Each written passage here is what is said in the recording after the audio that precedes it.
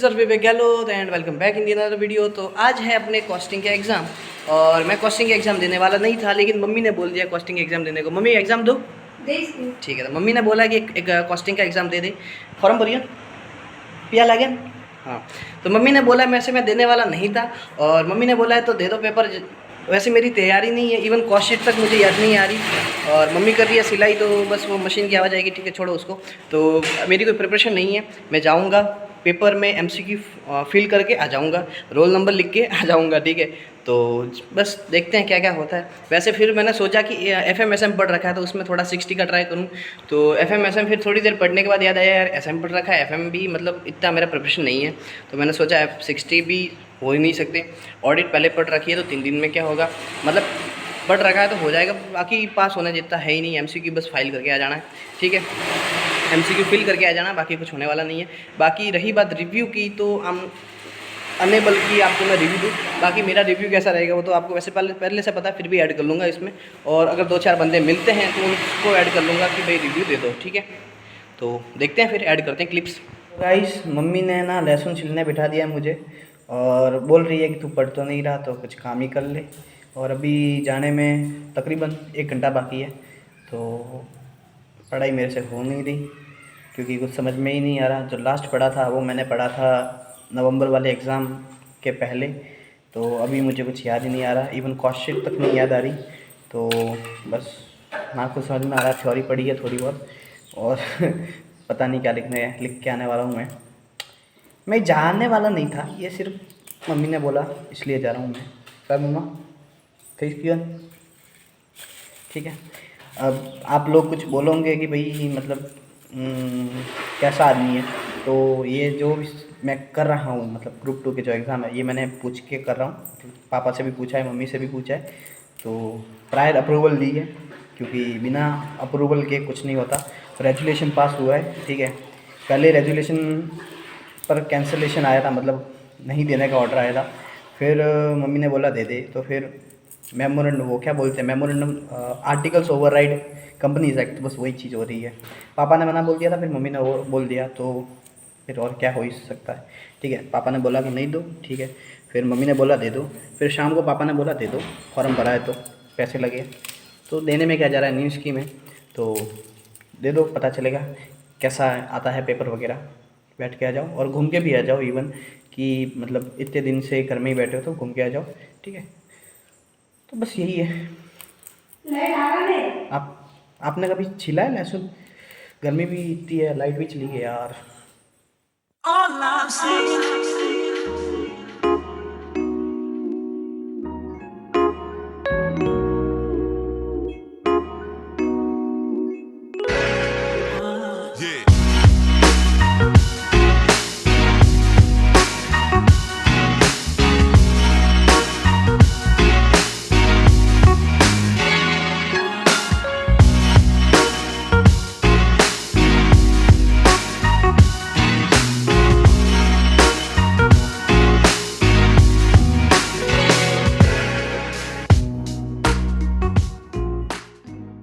हसमुख हसमुख क्या तैयारी है?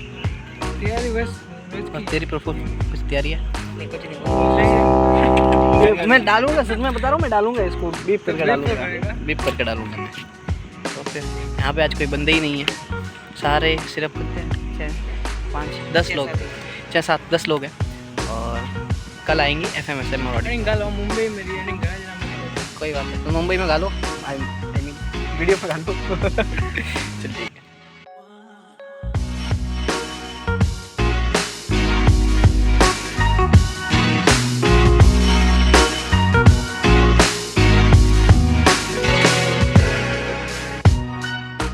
तो भाई ग्रुप 2 का paper 4 cost and management accounting जो भी हो गया और मैं देके आ गया, ठीक है। और तकरीबन 6:15 बजे। और बात करूँ पेपर के रिव्यू की, तो जैसा कि मैंने आपको बताया था, I am unable to give my review.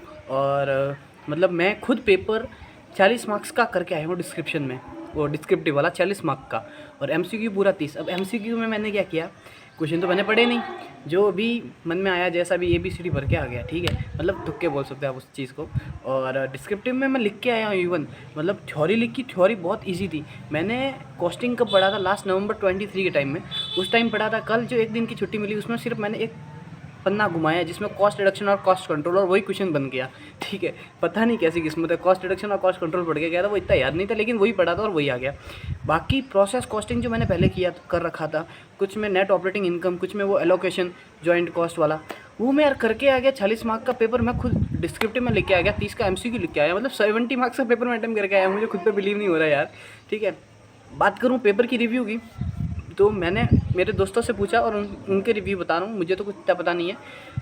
उन्होंने बताया कि जो डिस्क्रिप्टिव वाला पोर्शन था वो बहुत हद तक ईजी था, और जो अपना क्या बोलते हैं MCQ थोड़ा मोर देन एवरेज था, जिसमें कोई स्टैंडर्ड या कॉस्टिंग का कुछ था वेरिएंस वगैरह, उनमें पेपर उनको थोड़ी सी दिक्कत आई। बाकी जो डिस्क्रिप्टिव में ठीक है ईजी भी था, थोड़ा कहीं एक दो क्वेश्चन घुमा भी रहे थे, तो उनको मतलब जो पेपर है वो ईजी से लेके एवरेज तक है, ठीक है, यानी मोर देन एवरेज नहीं है, ईजी से लेके एवरेज तक का ओवरऑल पेपर रिव्यू रहा है उन लोगों का, तो यही उन्होंने बताया। बाकी अब रही है ऑडिट, तो 3 दिन ऑडिट है। मेरे तो वैसे एग्ज़ाम खत्म हो चुके हैं ग्रुप 1 के, ठीक है, तो 3 दिन ऑडिट, फिर 1 दिन FMSM, तो इसको पढ़ने के बाद ख़त्म करते हैं, ठीक है। तो मेरे तो एग्ज़ाम अनऑफिशियली तो ख़त्म हो चुके हैं, ऑफिशियली 17 तारीख को हो जाएंगे, ठीक है। आप लोगों की जैसे भी एग्ज़ाम है आप देते रहो, ठीक है। और आपका भाई ग्रुप 1 पास हो जाए तो बस प्रे करना, और कंटेंट कैसा लग रहा है आप लाइक करो, शेयर करो, सब्सक्राइब करो और बताओ अपने दोस्तों को। और रही बात, एक मेरा दूसरा चैनल भी है BP गैलोट 2 करके, जो कि मेरा खुद का चैनल है, ठीक है, तो आप थोड़ा प्यार उस पर भी शिफ्ट कर दो, ठीक है। Thank you.